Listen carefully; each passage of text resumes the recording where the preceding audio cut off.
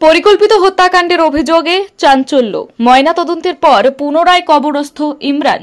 নবনির্বাচিত জিপির সভাপতি ইমরান হোসেন বড় ভূঁইয়ার মৃত্যু ঘিরে তৈরি হয়েছে চাঞ্চল্য। আজ ময়নাতদন্ত শেষে তার মৃতদেহ পুনরায় কবরস্থ করা হয়েছে। সূত্রে জানা গিয়েছে, গত 10ই আগস্ট ইমরানের মৃত্যু হয়। এদিকে প্রথমে হৃদরোগে আক্রান্ত হয়ে মৃত্যু হয়েছে বলে গুজব ছড়ালেও ঘটনায় ভিন্ন মোড় নেয়।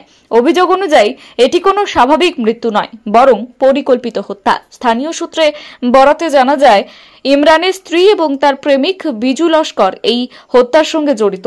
ইমরানের ভাই নাগিব লস্করের উদ্যোগে বিষয়টি ফাঁস হয়। তিনি বিজুর মোবাইল ফোন পরীক্ষা করে হোয়াটসঅ্যাপে একাধিক মেসেজ পান, যা থেকে হত্যার সন্দেহ আরও দৃঢ় হয়। এই চাঞ্চল্যকর তথ্য প্রকাশের পর প্রশাসন মৃতদেহ কবর থেকে তুলে ময়নাতদন্তের জন্য শিলচর মেডিকেল কলেজে পাঠায়। ময়নাতদন্ত সম্পন্ন হওয়ার পর আজ দুপুরে মৃতদেহ পুনরায় দাফন করা হয়। ঘটনাকে কেন্দ্র করে গোটা এলাকায় শোকের ছায়া নেমে এসেছে। একই সঙ্গে হত্যার অভিযোগে গ্রামে উত্তেজনার বাতাবরণ বিরাজ করছে। Bureau report.